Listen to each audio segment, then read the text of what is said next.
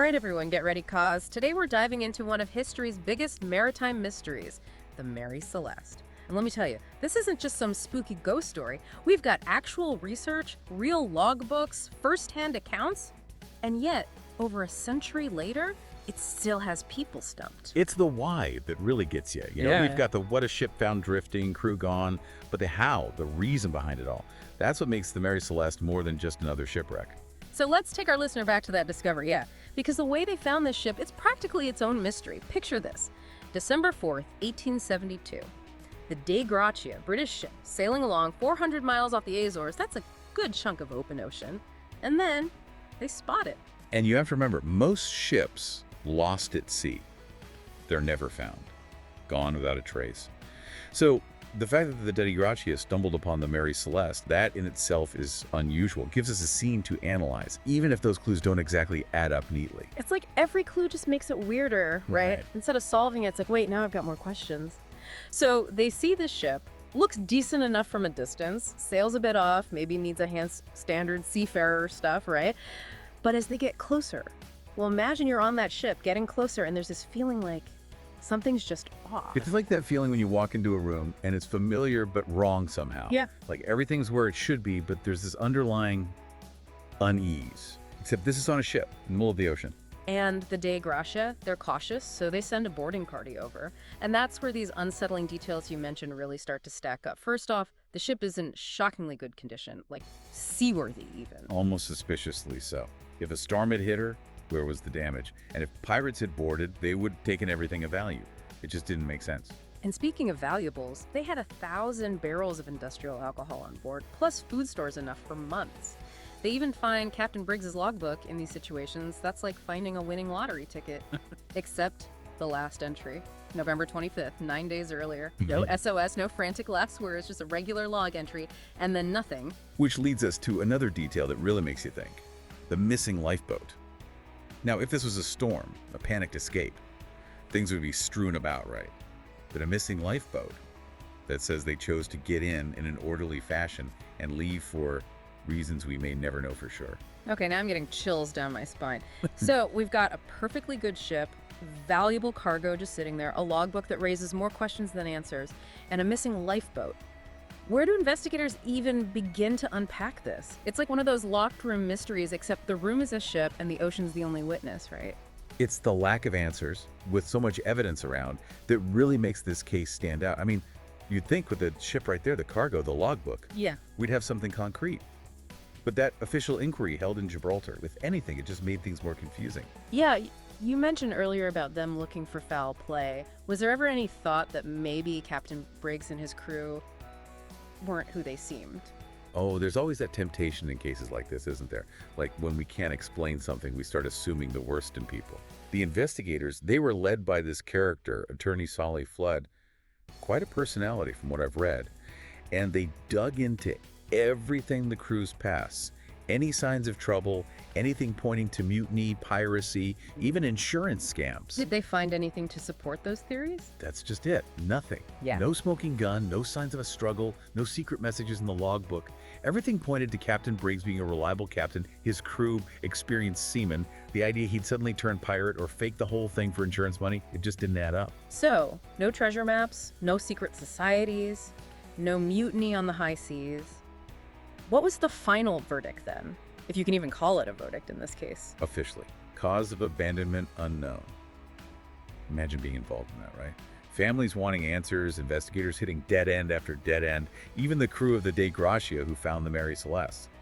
They were due a salvage claim standard procedure, but even that got reduced. Almost like the courts themselves sensed something was off about the whole thing. It's like even they didn't want to fully close the book on it, which I guess is why over 150 years later we're still talking about it. The Mary Celeste is like the ultimate what if of maritime history. Exactly. Real life mystery, ripe for speculation. And believe me, there's been no shortage of theories over the years. All right then, let's put on our detective hats. Hit me with those theories. Starting with, let's say, the more realistic ones. We've got the alcohol barrels, the missing lifeboat. What are some of the explanations people have come up with? One of the big ones, and maybe the most plausible, is that something happened with those alcohol barrels. We're talking industrial alcohol here, highly flammable stuff. So a spark, a leak, someone's pipe near the wrong barrel, and boom, you've got a recipe for disaster. You wouldn't need much. Even a small explosion, a fire down in the hold, it'd be enough to make anyone think the whole ship's about to go up. Especially if you don't know how bad it really is. I mean, you're in the middle of the ocean, you smell smoke, you know there's volatile cargo. I'd be grabbing my family and getting off that step too. Exactly. Now, whether they overestimated the danger or something happened after they left in the lifeboat, those are questions we might never have answers to. That's the thing about the sea, isn't it? It doesn't give you a lot of second chances. And that leads us to another theory, one that plays on just how unpredictable and powerful the ocean can be. Rogue waves. Rogue waves, yeah. Aren't those things like the stuff of legends, giant walls of water appearing out of nowhere? They're more common than you might think, unfortunately. And we're not talking in just big waves, we're talking walls of water, sometimes over 100 feet high, enough to swamp even a large ship if it hits the wrong way. And the Mary Celeste, as sturdy as she seemed, wouldn't have stood a chance against something like that, especially if they weren't prepared. Imagine that for a second you're sailing along, and suddenly, on the horizon, this monstrous wave appears. Are you going to wait around to see if your ship can handle it? Or are you going to grab what you can, get off while you still have the chance? Okay, yeah, that's terrifying, I get it. So, rogue wave hits, they make a break for it in the lifeboat, and then what? The wave passes, leaves the Mary Celeste battered but afloat. It's possible, isn't it? Shows the kind of split-second decision sailors had to make back then, but maybe. Yeah. Maybe the answer isn't some big sudden event. Maybe it's something quieter, more gradual, but just as terrifying. Okay, now you've got me intrigued. What are we talking about here? What about the bilge pump? Every ship has one. It's what keeps the water that naturally gets into the hull from building up and sinking you. So, if the bilge pump fails, You're slowly but surely going to sink. Now, put yourself in Captain Briggs' shoes. You're responsible for your crew, your own family's on board, and you start noticing the pump isn't working right. The ship feels heavier, lower in the water. back then, even a small leak could spell disaster. Exactly.